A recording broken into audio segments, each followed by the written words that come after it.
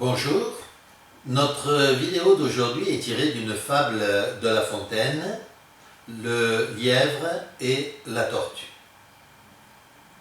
Beaucoup d'entre nous connaissent la fable du lièvre et de la tortue.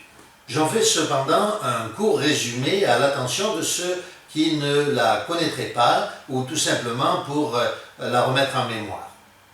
Un lièvre rencontre une tortue qui va si lentement son chemin qu'il se moque d'elle.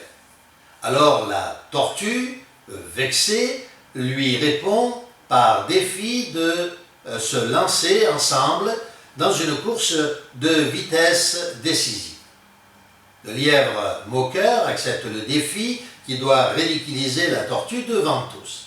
La course débute, la tortue se hâte avec lenteur, alors que le lièvre, sûr de sa victoire, s'allonge sur le sol, broute l'herbe ici et là et se repose.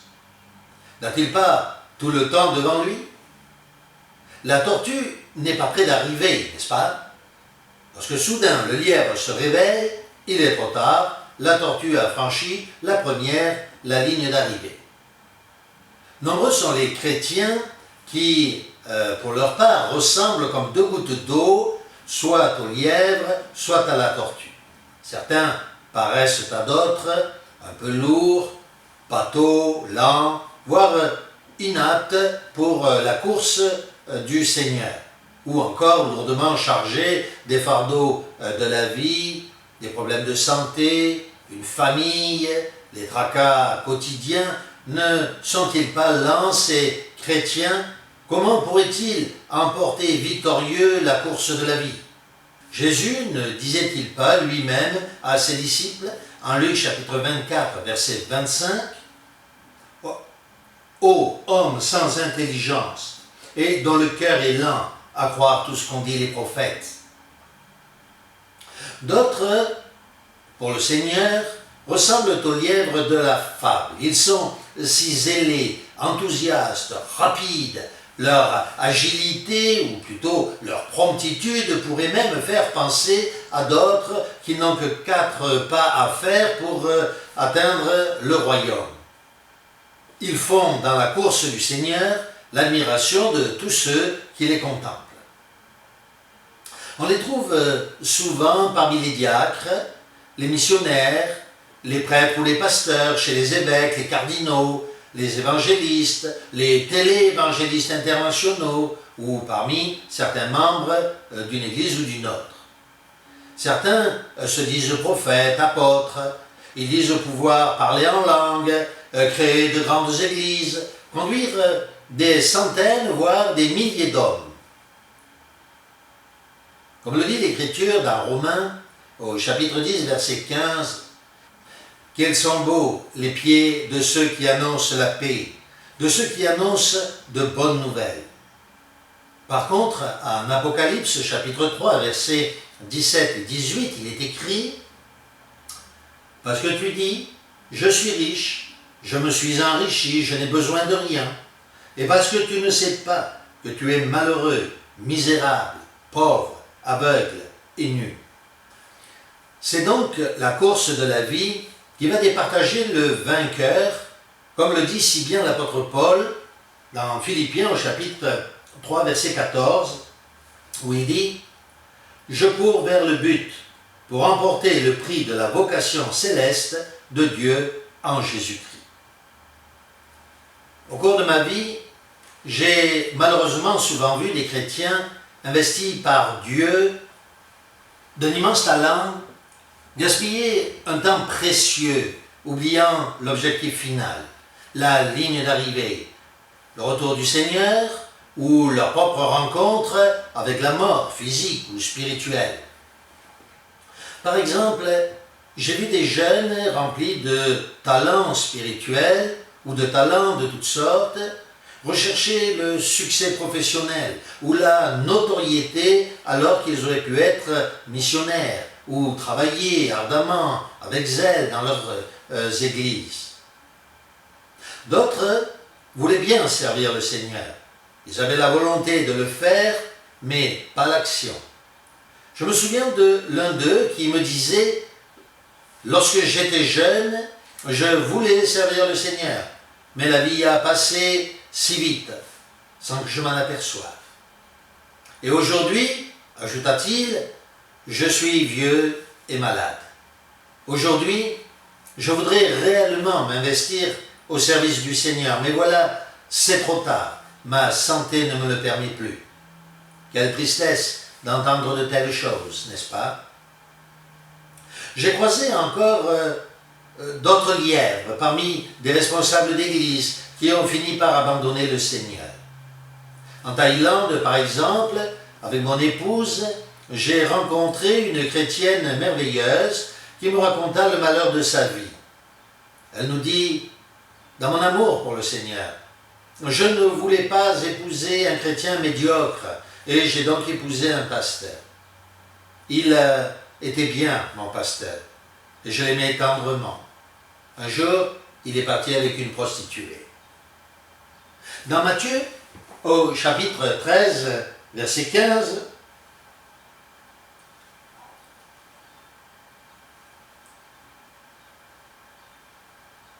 il est écrit ceci, « Car le cœur de ce peuple est devenu insensible. Ils ont endurci leurs oreilles.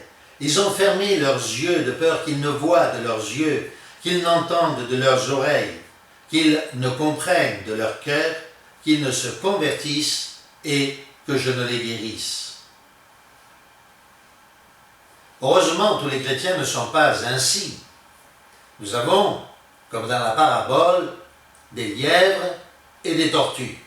D'autres voudraient faire de nous des lièvres, en nous distrayant de notre service divin, selon ce qu'il est écrit dans Colossiens chapitre 2 verset 18, « Qu'aucun homme, sous une apparence d'humilité et par un culte des anges, ne vous ravisse à son gré le prix de la course. » J'ai aussi rencontré de nombreux chrétiens semblables à la tortue de notre fable qui m'ont étonné et enthousiasmé. Certains sont morts et assurément ils ont remporté le prix de la victoire. Je me rappelle bien souvent aussi l'histoire de cette pauvre et humble chrétienne qui vivait en Allemagne et qui était persécutée pendant les années du nazisme. Elle avait été enfermée avec 2 pasteurs et menacée de mort. Tous les 3 se trouvaient dans la même cellule. Les 2 pasteurs priaient et suppliaient Dieu de les garder sains et saufs et de les libérer de la prison. Elle-même, par contre, implorait Dieu de lui donner la force de rester fidèle, et cela même jusqu'à la mort. Finalement, les 2 pasteurs signèrent un document par lequel ils reniaient leur foi. Ils furent traités de lâches par les gens de la Gestapo et insultés par ceux-là même qui leur avaient proposé la vie en échange de ce reniement. Alors que notre modeste tortue, notre dame âgée, fut relâchée avec de grands honneurs pour avoir refusé de faire un quelconque compromis quant à sa foi. C'est ainsi que l'apôtre Paul, dans 1 Corinthiens, au chapitre 10, verset 12, nous encourage à ne pas nous surestimer. Il nous dit, « Ainsi donc, que celui qui croit être debout ne prenne garde de tomber. Que celui qui croit courir vite ne prenne garde de perdre la course. » Souvenons-nous par exemple de la missionnaire Gladys Howard, qui avait été déclarée inapte par la société missionnaire, et Hudson Taylor, qui avait eu l'audace, au dire de certains, de demander aux missionnaires de se vêtir à la mode chinoise, alors qu'ils étaient tous les 2 en train d'évangéliser, pour leur temps bien entendu, chacun en Chine. Tous les 2, qui étaient ou inaptes ou incroyables dans sa façon de raisonner, firent un travail de conversion absolument prodigieux en Chine. Des villages entiers furent convertis. De même, la littérature chrétienne des premiers siècles regorge de récits historiques présentant la fin de la course de chrétiens, lièvres ou tortues, et particulièrement ce qui nous intéresse en cet instant, de tortues comme celle de Blandine. Blandine, pour ceux qui ne la connaissent pas, était une des premières chrétiennes. Elle était fragile, faible, c'était une servante, et avec d'autres chrétiens, elle fut amenée aux arènes vers le supplice. Alors tous les chrétiens se mirent à prier pour la petite et frêle Blandine. On avait tellement peur qu'elle ne tombe et qu'elle ne rende un mauvais témoignage. Le témoignage face à la mort de Blandine fut tel qu'il encouragea des milliers de chrétiens de cette époque, mais aussi des milliers, des millions de chrétiens à travers les siècles, et aujourd'hui encore, on prononce son nom avec honneur. Oui, les tortues peuvent parfois nous surprendre dans la course pour le Seigneur. Une célèbre parabole de Jésus-Christ éclaire d'un meilleur jour l'idée exprimée par la fable de La Fontaine. Cette fable qui dit « Rien ne sert de courir, il faut partir à point ». Il s'agit de la parabole du semeur. En effet, dans cette parabole, que nous connaissons tous, le Seigneur nous parle de ceux qui ont été semés au bord du chemin et de ceux qui ont été semés sur les pierres. Les deux, nous dit la parabole, croissent rapidement. Oui, mais voilà, ils ne persévèrent pas selon ce que dit l'Écriture. Par contre, ceux qui ont été semés dans la bonne terre ne poussent pas aussi rapidement, mais le récit nous dit que cela porte du fruit. Dans 2 Pierre, au chapitre 3, verset 17, il est écrit « Vous donc, bien-aimés qui êtes avertis, mettez-vous sur vos gardes, de peur qu'entraînés par l'égarement des impies, vous ne veniez à déchoir de votre fermeté. » L'histoire de notre fable d'aujourd'hui n'a pas pour objectif de faire de vous une tortue si vous êtes un lièvre, ou de faire un lièvre si vous êtes une tortue. C'est plutôt de vous inciter à parcourir le chemin du salut sans distraction, sans repos, rachetant même le temps opportun, comme nous le dit l'apôtre Paul dans 1 Corinthiens, avec une détermination sans faille, pour être bel et bien le premier dans une course où tous ne seront pas vainqueurs. Toujours dans 1 Corinthiens, chapitre 9, verset 24, il est écrit « Ne savez-vous pas que ceux qui courent dans le stade courent tous, mais qu'un seul remporte le prix?